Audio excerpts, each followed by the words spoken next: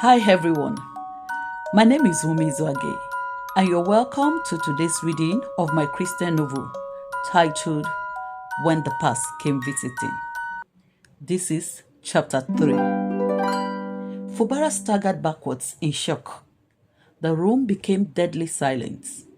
The only sound in the room was the steady hum of the air conditioner and the breath of the couple as they stood looking at each other.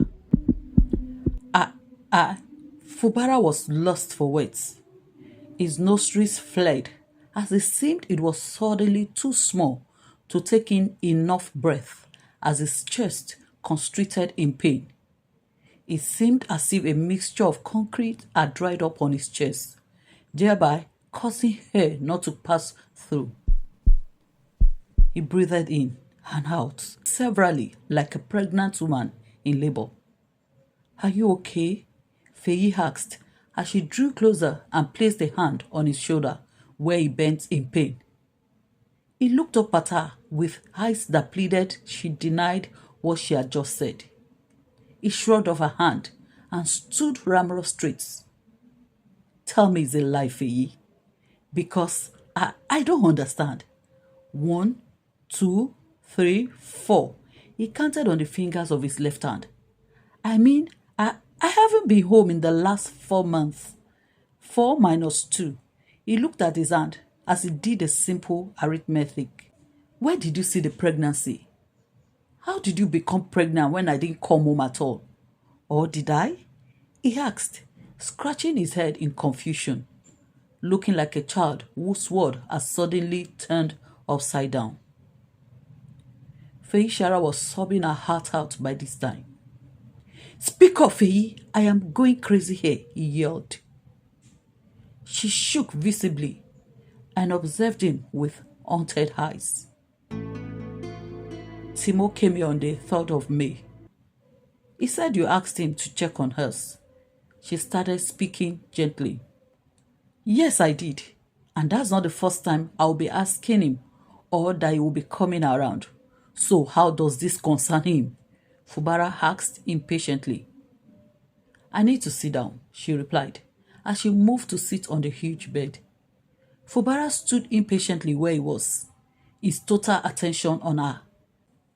Feyi tears ran as the scene played out again in her mind, as she recounted it to her husband dispassionately. She had opened the gates and was glad to see Timo. He had been tough without Fubara. Yes, he traveled a lot because of the nature of his work, but this was the longest since they wedded. He had not wanted to go because it would just be her and the baby, but she had encouraged him as it was a lifetime opportunity. He had gotten admission to an international aviation training institute with the benefit of half scholarship. It was a lifetime offer. Timo had come in and they had both sat together in the sitting room, gisting and talking like the old friends that they were. She had known Timo for the better part of her life. He was the older brother that she didn't have, though the age difference between both of them wasn't much, but he had always been protective of her. He had protected her as a bullied, skinny teenager. "I'll be relocating from PH," he had said suddenly in the middle of their conversation. "Relocating? Why?" she had asked in surprise because he had never hinted at it before. "You," Timo had replied. "Me?" she asked, pointing at her chest in surprise. He had nodded and gone quiet for a while. "Why did you marry him?" he had blurted out angrily. "Why did I marry who?" she had asked innocently. "Fubara, why did you marry him?" he had asked brokenly, his voice shaking. She had hissed as she slowly clapped in astonishment, amazed at his drama. "Abeg, Timo, I no get power for your jokes today, Joe." Timo had moved quickly with the speed of light to sit on the arm of a chair. "I am not joking," he had cried as he started caressing her hair. She had sat in shock, speechless. "Why did you marry Fubara?" he had asked again. Timo, please stop. I am not finding this funny again, she had said, already afraid as she brushed off his hand from her hair. His eyes had instantly become smoky with lust as they roved all over her face. I love you, Feyi. I was waiting for you to graduate so I can open up about my feelings for you when Fubara saw you and asked me to introduce you to him. She had tried to pull away from his imposing hand this time, and I said, and you introduced us to each other. You were even his best man at our wedding, and you are our son's godfather. Move away from me, she had yelled, finally freed herself and stood up. Before she could take another step, he had rushed her up and wrapped his arms around her, pinning her hands to her side with his bearish hug. I love you, Feyi. Please, let's go away together, he had whispered as he ran his lips across the side of her face. Timo, I am not going anywhere with you. Fubara is your friend, for God's sake. Please don't do anything stupid, she had said as she kept moving her face from his roving lips. Don't ever mention that name near me, he shouted, looking at her with bloodshot eyes. It was at this moment she became really frightened and had nodded when he asked if she understood. He took you away from me. He stole you from me, Feyi. You are the love of my life, he had added breathlessly. Please, Timo, I beg you by the mercies of God, she had pleaded gently. Remember how you used to fight for me and protect me when we were younger, she had cried as his wet lips crept down her neck and cleavage while he still pinned her arms by her side. She had begun weeping now while praying for a way of escape. Yes, I did that because I was preserving you for myself and not for him, he had replied angrily against her cleavage. Please, you're hurting me, she whispered. Am I? He asked, raising his head to look at her with eyes that suddenly looked like those of a total stranger. I am sorry. I can't hurt you for anything in this world, Feyi, he had said as he loosened his hold from around her, but quickly wrapped an arm around her waist with her two hands still pinned by her side. Oh God, you are so beautiful, Feyi. I have always longed for the day I could do this with you, he had muttered as he used his free hand to roughly unbutton her top, which resulted in the top being ripped. A shocked yelp and the sound of the ripping material merged in a symmetry of noise that echoed around the house. Timo, who had become lost drunk, raised his head and looked at her fear-stricken face. I don't want to force you, but you won't allow me to love you the way I want. Will you? He asked in a voice that made her nauseous. Please, Timo, I am begging you. See, my son is inside. How do I tell Fu? I said don't mention his name again, he had yelled, looking murderous. She had gulped convulsively as she nodded severally. Her hands were aching from being pinned to her side. Meanwhile, he was back to moving his mouth and his free hand all over her.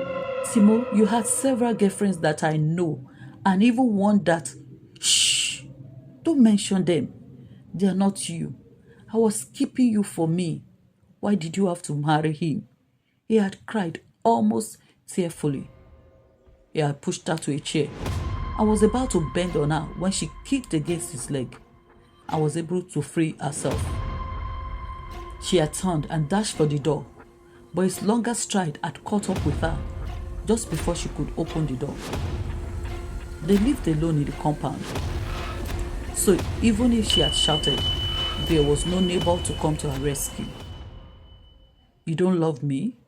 Is that why you are trying to escape from me? Tell me where you like him to touch you. I will do it better. He had whispered against her back as he pressed her to the door, her face being bruised by the door designs where her cheek laid against and his hardened manhood pressing on her from behind. This is evil. It's a sin, Timo. You told me that you had given your life to Jesus. she had said amidst her tears, her voice muffled against the door. I prayed to him so that you won't marry Fubara, but he didn't hear my prayers, so I took my life away from him again. He had responded with a bone-chilling laugh. She was weeping heavily by now. No, don't cry, sweet. I love you. I don't want to hurt you. Just let me love you, please. He had said as he turned her around gently. Please don't love me, fool. His countenance had become deadly at the mention of the name. No, my husband loves me, she had quickly added as she joined her hands together. I should be your husband. Do you know the torture I go through as I see you both together? He had asked in anger. She had jerked in fright. It's okay. I'm sorry I frightened you. He had said almost in the same breath. Feyi, let me show you how much I love you. Then you'll be willing to go away with me. He breathed as he started running his hands all over her again. She had kicked and shoved at him, but right there, amidst her struggles, he had half dragged her to the couch and raped her while crying and pleading with her to be understanding and accept his love. She had sobbed and cursed him as he forcefully had his way with her, as he was totally sold out to his fermented lust and cruel jealousy for Fubara. She was too shocked to believe what had just happened. He had rubbed his hand over her hair lightly after he had satisfied his lust. She had pushed his hand away from her head, where she was lying face down in tears on the couch. I love you, Feyi. You really don't know how much. Please come with me, he had said as he started readjusting his cloth. Get out of here, Timo. Please go and never return, she said in a sinister voice. Feyi, Fubara isn't here. We can elope together. You can even come with his son. I don't mind, he added adamantly. She had turned and sprang up like a half-penny knife. She surveyed him without emotions. Okay, wait, I am coming. She had returned with a sharp kitchen knife and moved towards him. He had raised a hand saying, No, you can't do that. You said what? She had screamed as she kept advancing towards him. The nerve of you coming to my husband's house as a friend, his friend, my own childhood friend, to rape me, she had said breathlessly, with tears streaming down her eyes. Feyi, we made love. I didn't rape you, he had said, raising a hand defensively. With the speed of light, Feyi sliced the knife through the sleeve of his waistband. He had yelled, first in shock and in pain, as his pain registered the signal sent from his hand. Blood trickled from the deep cuts. Just as he was trying to come closer to her, she kept brandishing the knife from side to side. Her ears throbbed, not from fear, but from the thought of having her own pound of flesh. Sweat trickled down her brows, and the dough of revenge tasted sweet in her mind. She had taken another sweep at him with the knife, and this time they had landed on his upper arm. The ripping sound of his shirt, harmonizing with a shout of pain, gave Feyi a victorious feeling. More blood gushed out from this newly slashed part of his body. This time, Timo had become really scared. The fear in his eyes served as a booster for her fury. I will kill you here. I swear on my late father's grave, I will kill you and bury you in a shallow grave. She had gone berserk as she kept talking and advancing towards him, while she wielded the sharp knife. Gripping his bleeding arm, Timo continued walking with his back towards the door. This is not you, Feyi. Please, shut up. This is me now to you. You are my enemy, and anywhere I see you, I will ensure I finish what I started. Make your choice. leave this house now alive or be carried out in a body bag. Bloody, treacherous rapist. She has shouted, her hair flying all over the place as she screamed. Trailing murderously behind him, Feyi had ensured that Timo did not leave the building and compound without enough physical wound to nurse now and for the rest of his life. She had quickly locked the gates and the door as soon as she entered. She had stared at the bloodstained knife in her hand and quickly dropped it in fright just before she collapsed in tears on the floor.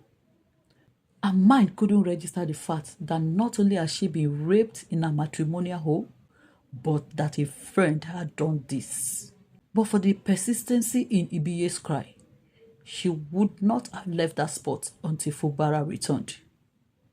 Her husband, who was standing as she narrated what happened, was now shaking uncontrollably.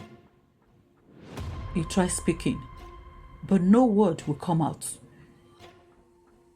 He would shake his head, try to speak again, but still no sound would come through his voice box.